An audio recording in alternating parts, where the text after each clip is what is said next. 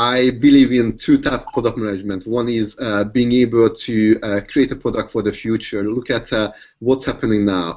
Let's say students are using technology in a different way, and think about what's going to be a trend in 5 years, and try to create a product. Try to understand what's going to be a trend.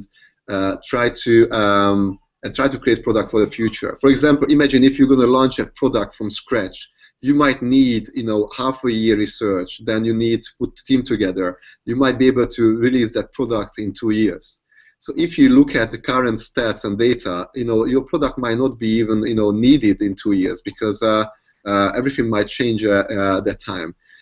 That's why if you would like to make sure that whatever you worked on, or if there is a product what you might need to launch, in a year or so, or 2 years, we have to make sure that that's going to be ready and needed that time. Don't create something for the now, create something for the future. Another one, if you can learn how to influence people. So for example, I think that's something was difficult to learn, but still you might be able to get some skills about creating products and learn how to influence people. The way you, let's say, communicate what's this product for, the way you develop this product. For example, what I mean is that you might launch a product which has, hundreds of other competitors doing the same thing, but you might do it different way, such a way that people would love your product more, and they would change. So you actually influence people such a way that you change their behavior and their expectations. Actually, I was talking about consumers, influence consumers, but influencing, a company and your team, that's definitely a must. Have them to be up to date to the market. But I would rather say try to learn how you can influence your consumers, your potential customers, how you can show that your product is different. Maybe just open their eyes up and show them that it's possible to create a better product than they are using right now.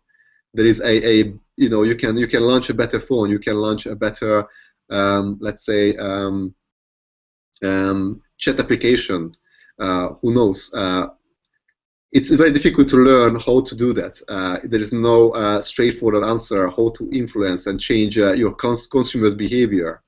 But only way you can do that is with great experience. I would also think leadership plays a key role in every product manager's role in the future. Just because I believe that more and more product managers, good product managers, are going to become CEOs. Because product managers usually have an understanding of whole products. They know about the consumer. They work with other departments, and these people are the best people for being CEOs. And being a CEO, it's not enough to be a good product manager. You have to be a good leader as well, and you have to be a good communicator.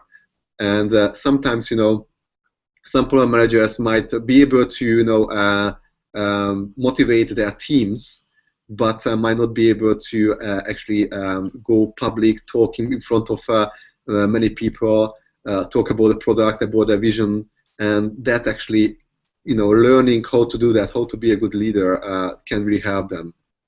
And actually, what trend I also see that people don't just start use product because they see it's a great icon and then it's to use. But if let's say they look at TED, they look at other conferences, they go and see someone to speak about product.